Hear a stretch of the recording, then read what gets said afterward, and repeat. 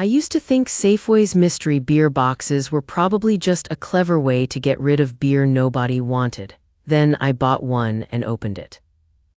Inside were Modelo, Kirin, Corona, Peroni, Sierra Nevada, White Claw, Topo Chico, Smirnoff Ice, and for some reason one Heineken Zero. The box was definitely random, but the drinks themselves were not junk. Most of them were the same normal brands sitting on the shelf in regular 6-packs and 12-packs. Once everything was laid out, it started to look less like a box of unpopular drinks and more like pieces of a bunch of different multi-packs.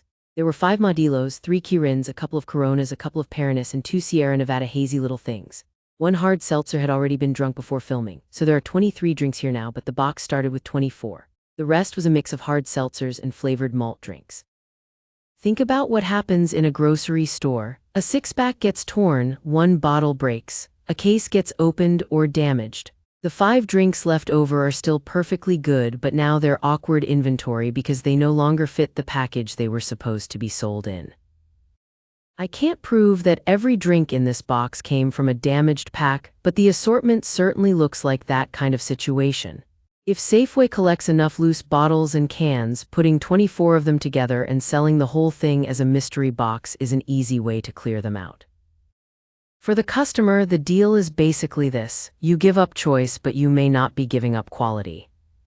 If the box were full of some strange beer nobody had ever heard of, cheap would just mean cheap.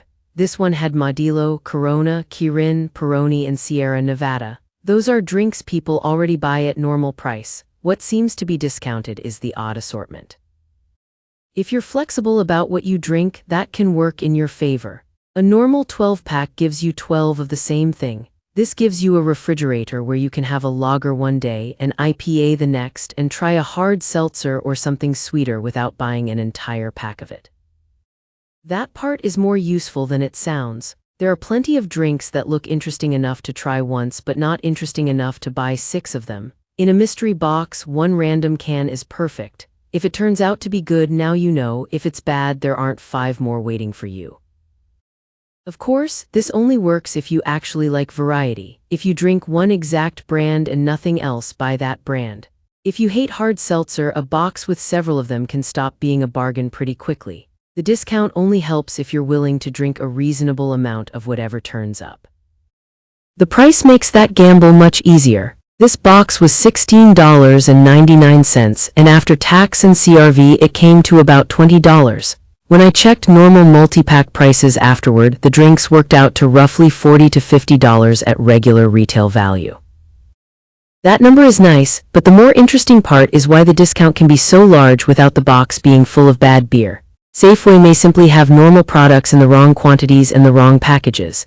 Meanwhile, buying several different beers on purpose would mean paying for several full packs. The mystery box turns the store's packaging problem into a cheap mixed case. There are still a few things worth checking before buying one. Make sure nothing is leaking, the cans and caps look intact, and check date codes when they're easy to see. One good box also doesn't guarantee the next one will have the same kind of mix. It's still a mystery, so there's always some risk. But after seeing what was actually inside this one, I wouldn't automatically walk past these anymore. Before this, mystery beer box sounded like leftover junk. Now it looks more like normal drinks that became inconvenient for the store to sell. That is a much more interesting kind of clearance deal. So if you see one at Safeway, especially around this price, take a look before you grab your usual case. If you're open to different beers and a few random drinks, it may be one of the better bargains in the aisle. Next time I see one, I'm checking it.